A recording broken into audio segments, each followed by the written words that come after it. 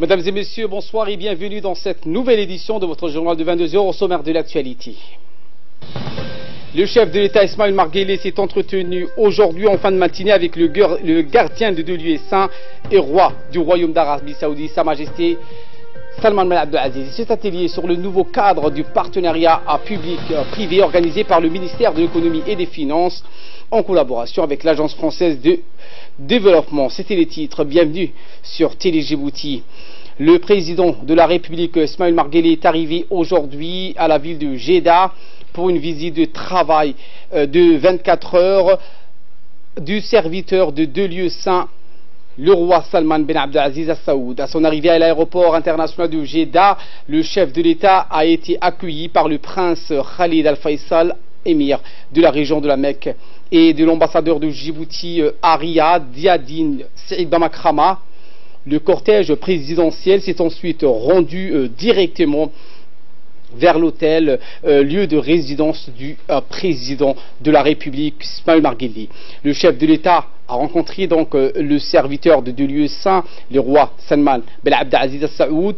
Les discussions donc ont porté sur les voies et moyens de renforcer les relations fraternelles entre les deux hommes.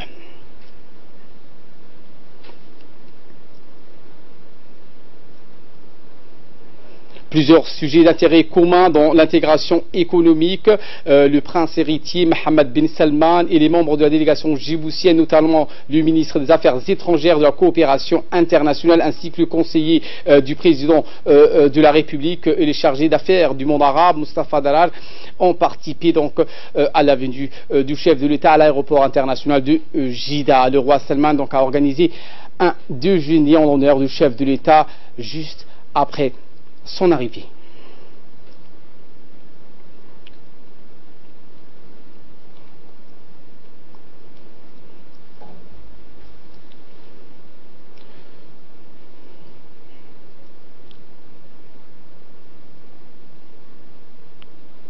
Et cet entretien, celle du chef de l'État Ismaël Omar Guelleh avec le gardien des deux lieux saints et roi du royaume d'Arabie Saoudite, Sa Majesté Salman Ben Abdelaziz Al Saoud.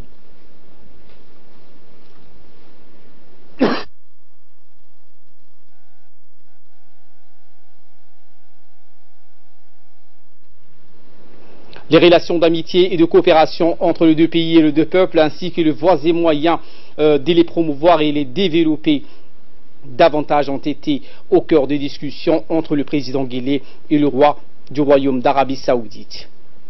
L'audience servit également à chacun des deux dirigeants de réitérer la solidarité et l'estime caractérisant sa nation à l'égard de l'autre. C'est ainsi que le gardien de deux lieux saints a assuré le président djiboutien que son pays n'aura de cesse d'apporter son soutien et appui à la nation sœur djiboutienne dans sa quête légitime visant à accéder au développement durable. Quant au chef de l'État djiboutien, il a mis au profit de la rencontre pour saluer le précieux concours du royaume frère et ami d'Arabie Saoudite au développement économique de la région. Cet entretien du président de la République avec le roi Salman a débouché donc sur un déjeuner offert par le souverain saoudien au l'honneur du chef de l'État djiboutien et la délégation l'accompagnant à Jeddah, où il effectue depuis donc ce matin cette visite de travail et d'amitié de 24 heures. Tous les membres du gouvernement saoudien donc ont été conviés au déjeuner offert par le gardien de deux lieux saints au l'honneur du président Ismaël Omar Guelleh. Dans sa série de rencontres, le chef de l'État a également eu un entretien avec le prince héritier du trône du royaume d'Arabie Saoudite, son Altesse royale Mohammed bin Salman Ben Abdelaziz Al Saoud.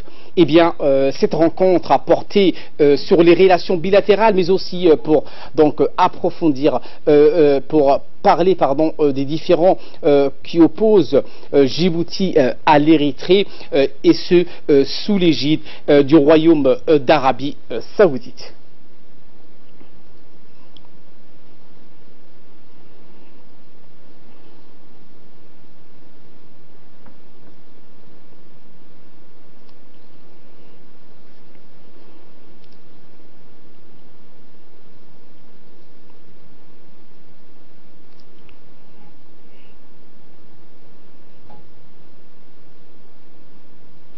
En bref et sans images, avant son départ, le chef de l'État Ismaël Marguerite a adressé hier un message de soutien et d'appui aux gardiens de deux lieux saints et roi du royaume d'Arabie Saoudite, Sa Majesté Salman Ben Abdelaziz Al Saoud, qui est un instigateur et hôte de l'accord de confirmation de paix entre l'Éthiopie et l'Érythrée. Cette poignée de main, suite à cette rencontre, un communiqué nous parvenant de la présidence qui indique qu'en marge de sa visite en Arabie Saoudite, le président Guelleh a eu une audience avec son homologue érythréen Essias Afwerki, avec lequel, sous l'égide d'une médiation conduite par le royaume frère et ami d'Arabie Saoudite, représenté par son ministère des Affaires étrangères, il a donné le top départ d'un processus officiel de normalisation de nos relations avec ce pays. Notre pays avait déjà apporté son accord au principe d'une normalisation de ses relations avec l'Érythrée à la faveur du déplacement récent à Djibouti le 6 septembre 2018 des chefs de la diplomatie de l'Éthiopie et de la Somalie ainsi que l'Érythrée, indique ce communiqué de la présidence.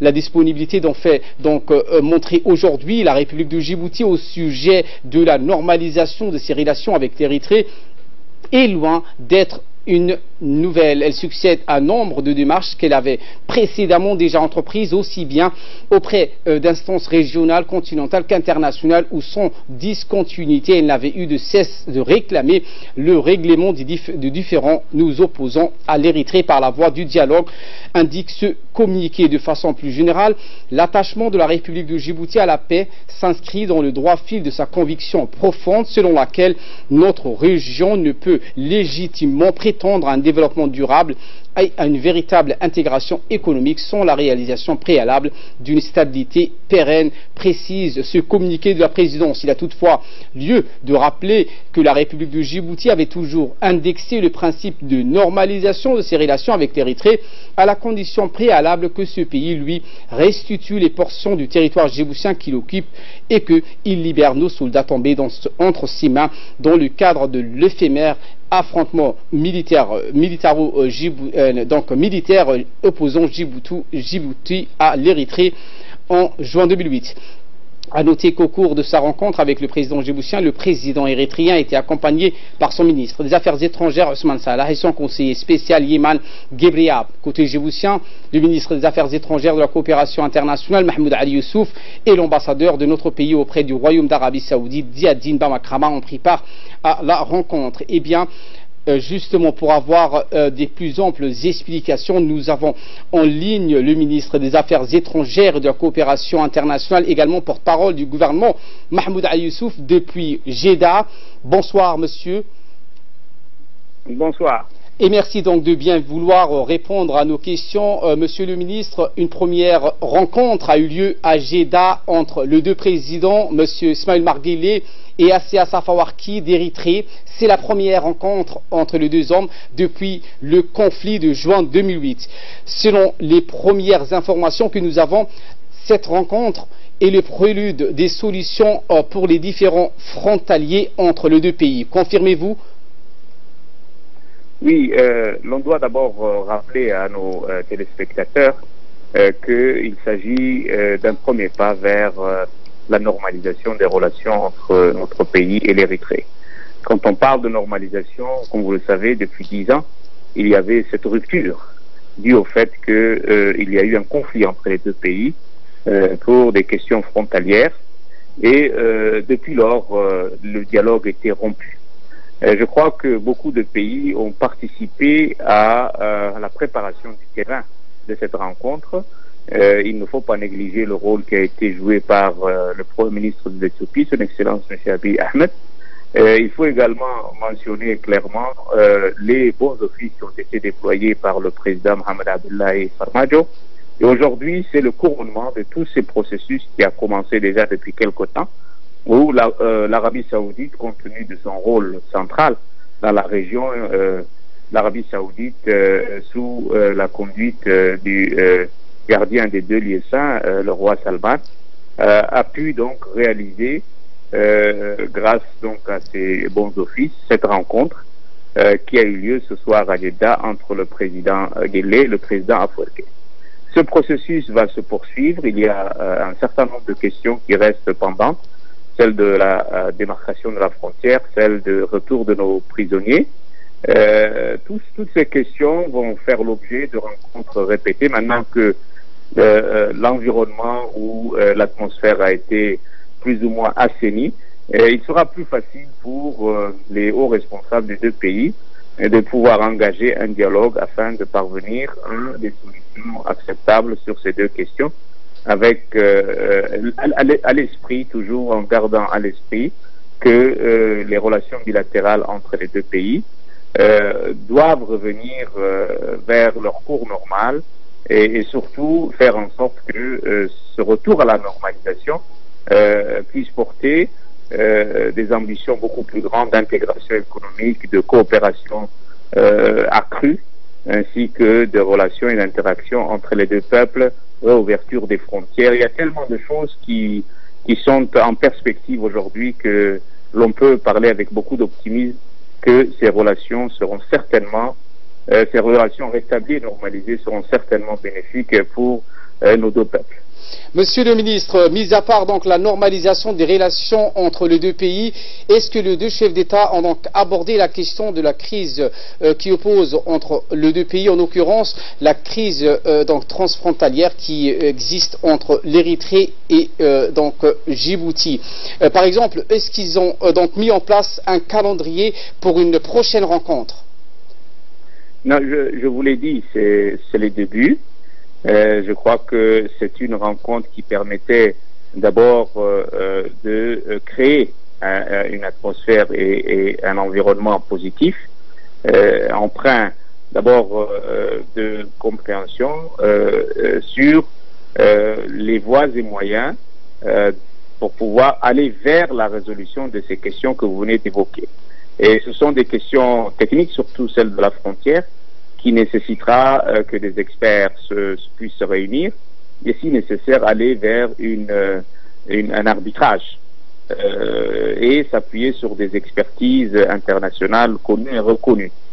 Pour ce qui est des prisonniers également, il y a toujours des procédures et des voies à suivre et pour cela également il doit y avoir des rencontres techniques entre les deux pays, voir si nos prisonniers sont toujours vivants, comment les récupérer le plus rapidement.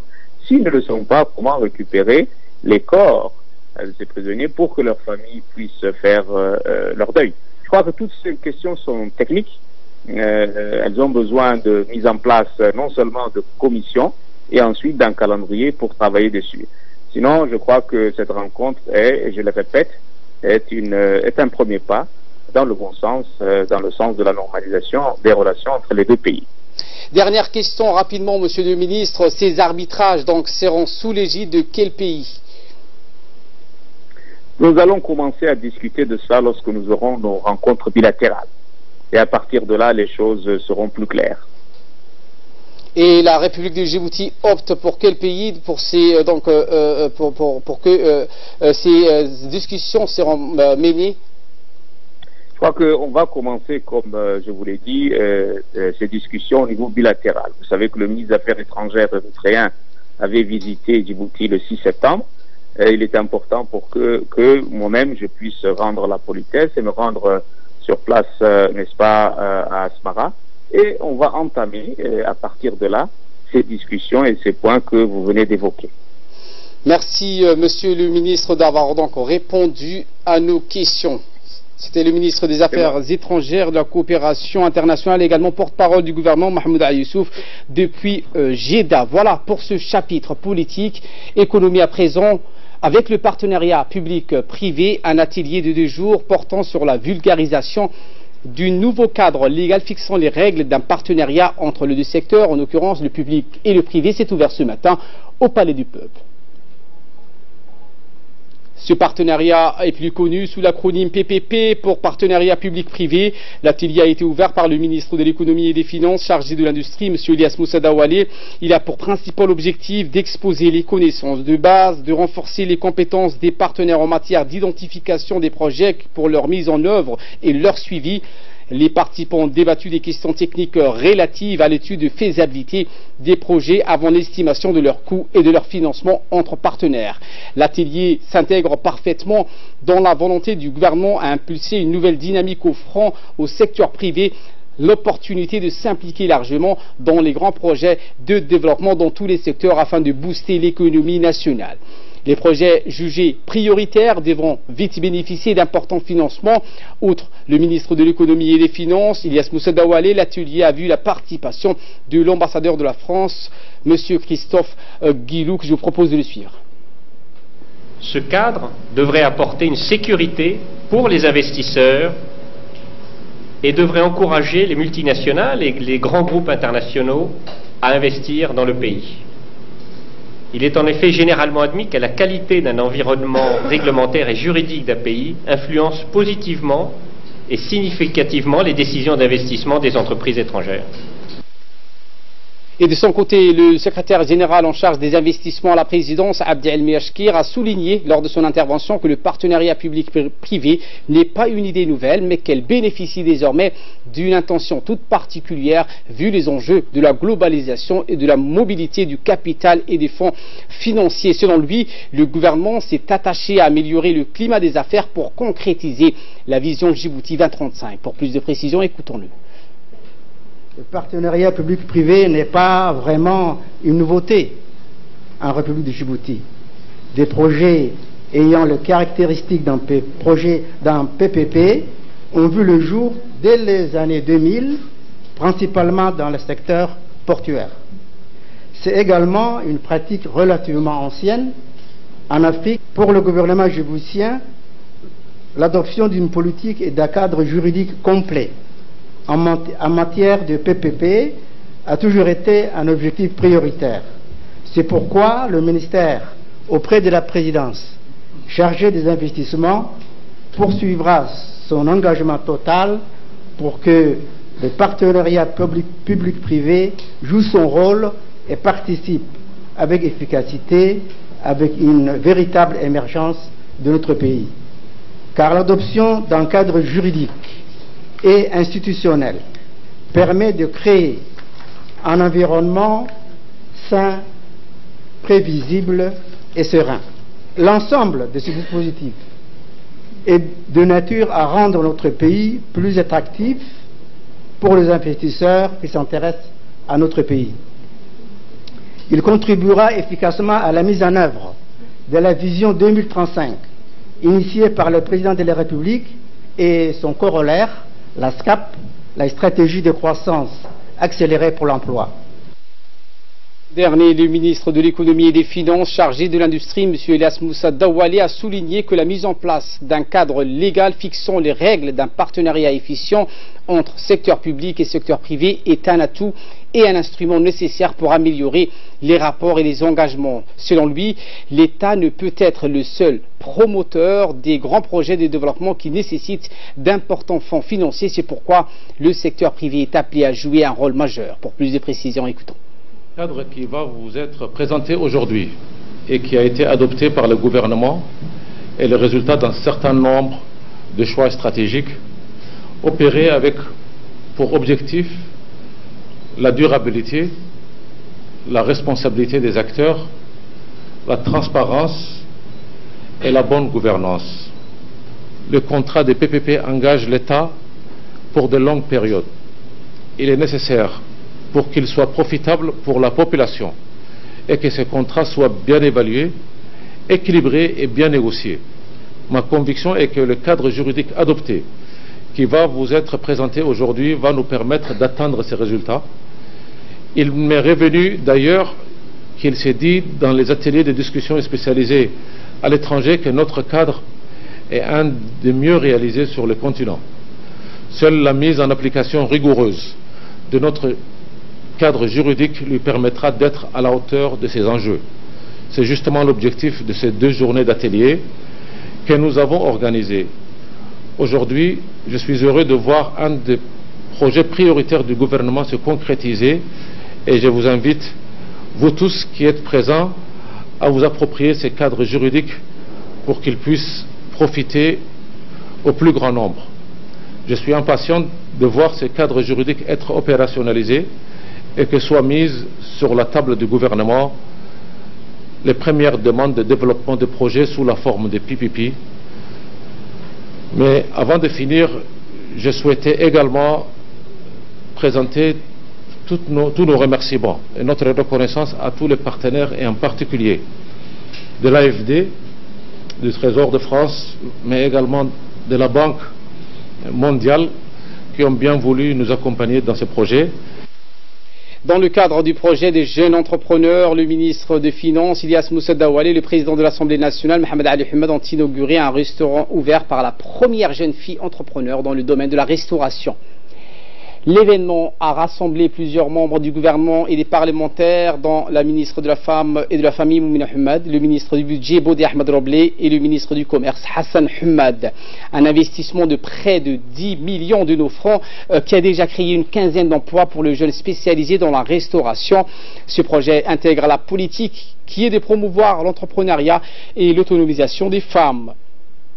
L'initiatrice de ce projet est une jeune femme de 24 ans, diplômée de l'université de Djibouti dans le domaine du management. Mademoiselle Khadija Bourhan a remercié donc les officiels, notamment le ministre des Finances, pour son encouragement dans cette initiative. J'ai toujours voulu avoir ma propre entreprise et l'occasion m'en a été donnée par le programme Jeune Entrepreneuriat piloté par le ministre des Finances qui m'a beaucoup encouragée. Cette réalisation a été rendue possible par le soutien financier de mon père qui a cru en moi et je le remercie beaucoup. Merci beaucoup. Pour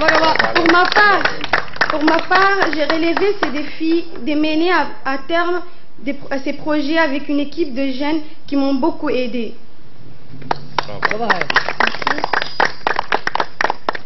En tant que femme, je suis fière de présenter ici de la présence de la ministre de la Femme et de la Famille, ainsi que des femmes députées, ce qui constitue un encouragement pour moi.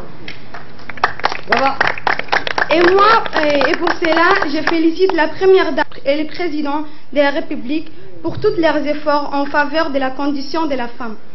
Maintenant que le projet a été mené à terre, je sollicite le soutien de tous et de toutes pour qu'il fasse son chemin dans la vie de cette cité. Merci de votre attention. Bravo. Le ministre des Finances, Ilyas Moussa Daoualé, a félicité la promotrice de ce projet et a encouragé les jeunes à suivre cet exemple. Merci à eux pour féliciter très chaleureusement Hasna, mais également les papas qui a bien voulu lancer vers une initiative privée.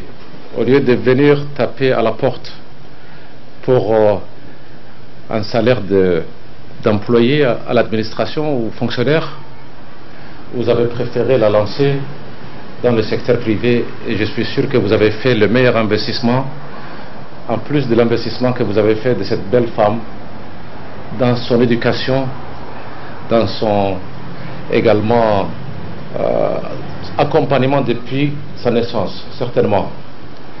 Et c'est un investissement qui vaut le coup.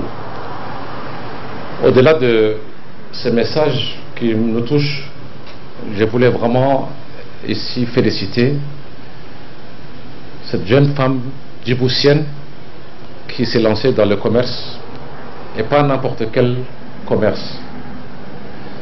Ça fait partie du développement du tourisme et du développement du secteur des services. Un très beau restaurant, très bien localisé, qui a une vue exceptionnelle et dont je suis sûr que beaucoup de Djiboutiens se retrouveront, mais non seulement les Djiboutiens, les visiteurs de Djibouti vont également se retrouver ici. On est très heureux qu'on ait eu un peu à vous accompagner, beaucoup par Moumina et son programme pour la promotion de l'entrepreneuriat des femmes. Et je peux vous dire au nom du président de la République, au nom du gouvernement de Djibouti, on vous accompagnera dans vos initiatives à venir. D'ores et déjà, on vous souhaite bon vent, comme on dit, et félicitations pour cet investissement et surtout pour cette décision courageuse à aller vers l'entrepreneuriat et vers le secteur privé. Pour sa part, le président de l'Assemblée nationale, Mohamed Ali Hamad, a rendu hommage à la politique du président de la République en matière d'entrepreneuriat des jeunes et l'autonomisation de la femme en particulier. l'esprit d'entreprendre, donc c'est base sur 4 piliers. Donc c'est la vision, c'est la motivation, c'est la résilience et c'est la connexion. Donc je pense que les 4 composants sont rassemblés ici et j'espère que la jeunesse donc, de ces pays suivront donc cette initiative et aussi les fonctionnaires donc, qui sont à Djibouti donc, viendront peut-être prendre ici le déjeuner pour une pause déjeuner donc d'1 heure pour faire fonctionner donc cet endroit qui est sublime. Donc je vous encourage mes chers collègues aussi, les parlementaires, donc de venir ici, visiter et prendre quelques verres. Donc en tout cas, bravo. Que le bon Dieu vous accompagne donc pour le reste donc du chemin. Parmi les invités d'honneur figure la ministre de la Femme et de la Famille qui a salué cette initiative de la jeune fille. Tout d'abord, je tiens à féliciter la jeune Khadija qui a, suite à ses études, pris son courage à 2 mains et a voulu se lancer dans l'entrepreneuriat. Elle a déjà eu le soutien de sa famille et en particulier de son père. Nous souhaitons que Dieu l'accompagne et la guide dans ce nouveau projet, une nouvelle entreprise qu'elle a créée. Elle peut compter sur le soutien du gouvernement. La politique du chef de l'État est aujourd'hui effective.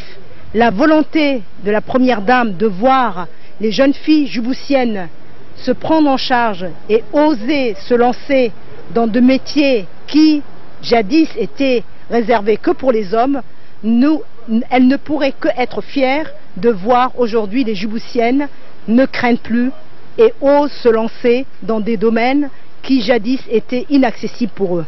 Donc, je dis à Khadija, vous avez la bénédiction de votre papa, le soutien et l'appui de votre père, l'accompagnement et le soutien du gouvernement et particulièrement du chef de l'État et de la première dame.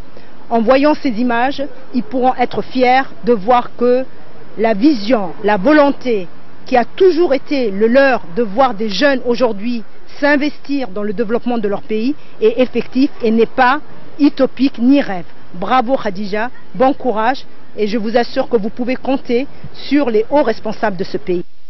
Et nous réformons l'actualité nationale avec la célébration de la journée internationale de l'alphabétisation, journée célébrée par le ministère de la Femme et de la Famille en collaboration avec l'UNFD. Cette journée donc avait pour thème cette année l'alphabétisation et le développement des compétences. Le département de la Femme et de la Famille a organisé cette manifestation en collaboration avec l'UNFD et le bureau de l'UNESCO. Un grand rassemblement pour fêter l'événement a ainsi eu lieu au siège de l'Union nationale des femmes djiboutiennes. La journée a permis d'encourager les femmes qui n'ont pas eu l'occasion d'aller à l'école de profiter au maximum des programmes d'alphabétisation. En 2017, 3485 femmes se sont inscrites dans les programmes d'apprentissage. En prépare à la cérémonie, le ministre de l'Éducation nationale et de la formation professionnelle, Moustapha Mohamed Mahmoud, la ministre de la Femme et de la Famille, la secrétaire générale du ministère des Affaires sociales, la secrétaire générale de l'UNFD et la représentante du PNUD, Mme Borbara Manzi, que je vous propose de suivre. L'analphabétisme. Selon l'UNESCO en 2017, 750 millions d'adultes sont analphabètes, dont 2/3 sont des femmes.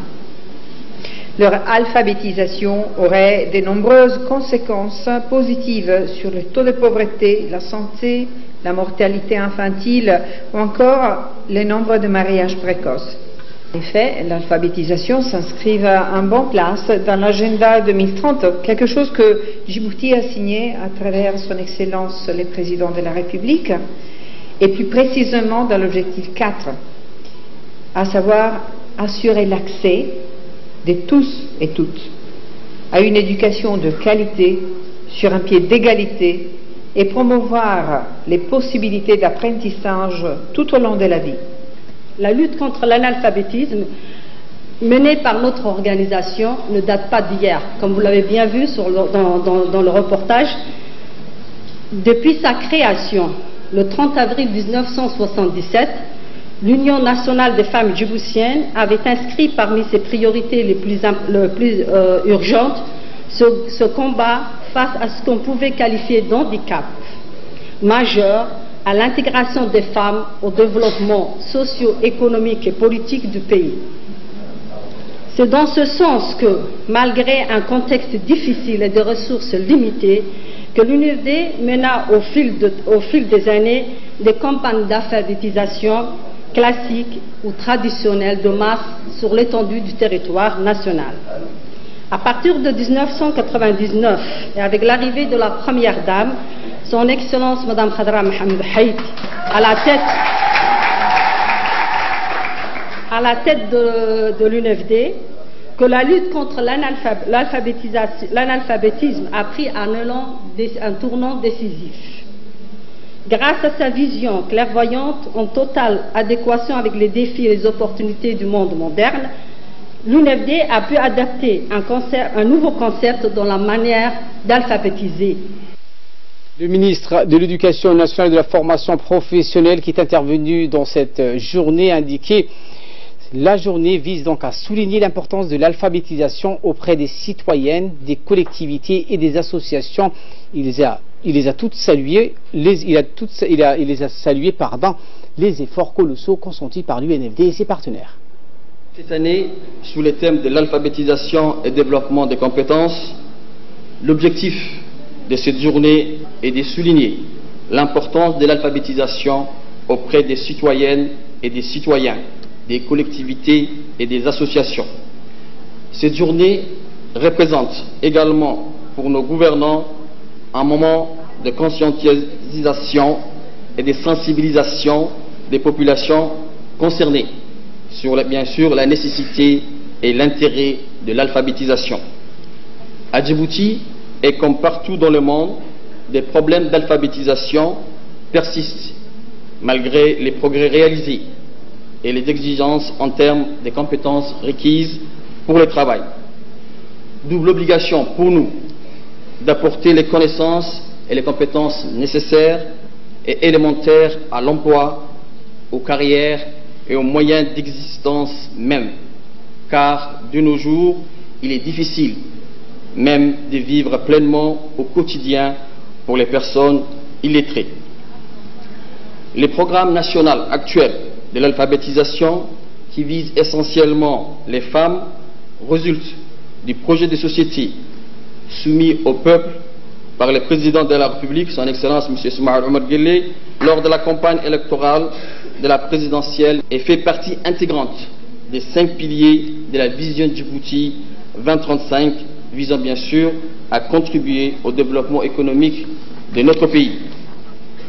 Permettez-moi, mesdames et messieurs, à l'occasion donc de cette journée internationale dédiée à l'alphabétisation, de saluer ici les efforts colossaux et inlassables consentis par l'Union nationale des femmes de Djibouti, pionnière dans le domaine pour l'alphabétisation des femmes et des filles et des jeunes filles depuis de longues années, et surtout rendre hommage à sa présidente, la première dame de Djibouti, Mme Khadra Mohamed Haït.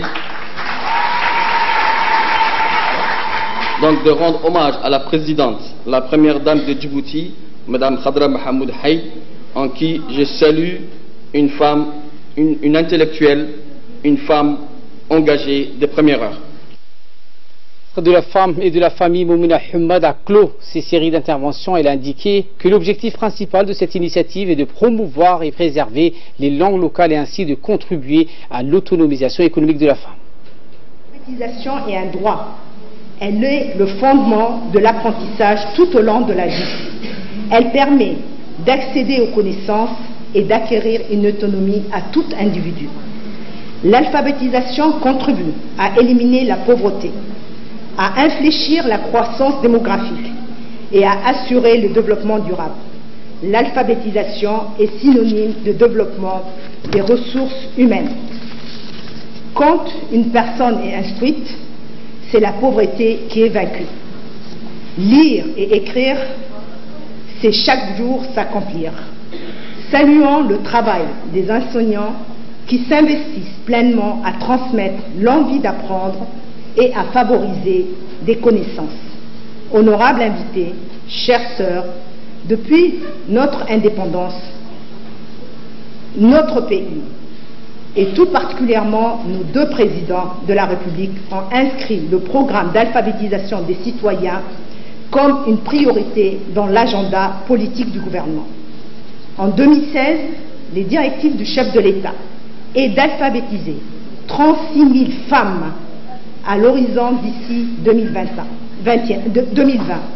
puis de baisser considérablement, voire éradiquer l'analphabétisme sur notre territoire d'ici 2025. L'objectif principal de cette initiative est de promouvoir et préserver tout d'abord les langues locales. Ensuite, bien sûr, est de contribuer à l'autonomisation économique des femmes. L'UNFD, avec l'appui du ministère de la Femme, ainsi que le ministère et l'étroite collaboration du ministère de l'Éducation nationale et le secrétariat d'État aux affaires sociales, s'engagent à participer activement au programme d'alphabétisation pour réduire et atteindre les objectifs fixés par le chef de l'État. Et de là, nous passons à ce qui fait la une aux nouvelles à travers le monde. Nous allons commencer avec le Yémen. L'Organisation des Nations Unies veut un pont aérien pour évacuer un nouveau scandale de trafic. Fardos Hussein est avec nous pour nous expliquer. Et oui, allez, donc l'ONU tente de mettre un pont en place, un pont aérien humanitaire médical au Yémen pour évacuer les civils malades. Une liste de 12 maladies ou d'affections a été établie, parmi lesquelles les leucémies, le cancer, la thyroïde ou des patients qui ont besoin de radiographie, une greffe de la moelle osseuse ou d'une transplantation rénale. La coordinatrice humanitaire des Nations Unies pour le Yémen, Liz Grande, a signé donc ce samedi une note verbale avec les autorités de Sanaa afin de permettre de transférer un avion spécial pour ces patients. Cette annonce de mettre en place un plan aérien médical au Yémen coïncide avec l'arrivée d'hier de l'émissaire de l'ONU à Sanaa, la capitale du Yémen, actuellement aux mains des rebelles, une semaine après les affrontements des négociations de paix de suite à Genève, donc avec l'absence des rebelles Houthis a eu lieu. Et au Nigeria, plus de 100 personnes Fardos ont été tuées dans des inondations. Et oui, l'annonce nationale de gestion des situations d'urgence a déclaré que des fortes pluies ont poussé les deux principaux fleuves du pays, le fleuve Niger et la rivière Benue, à la sortie de Orly. Le gouvernement exhorte les résidents le long des voies navigables de se déplacer dans des endroits sûrs. Le désastre est perceptible à travers tout le Nigeria, mais les inondations ont été particulièrement meurtrières. L'État du Niger se situant au centre du nord, le chef de la MEMA, Moustapha Younoussa, a déclaré à la BBC que plus de 40 personnes étaient mortes dans cet état. Merci Fardos Hussein pour ces éclairages et merci à vous de nous avoir suivis. Très bon suivi des programmes sur Télé Djibouti.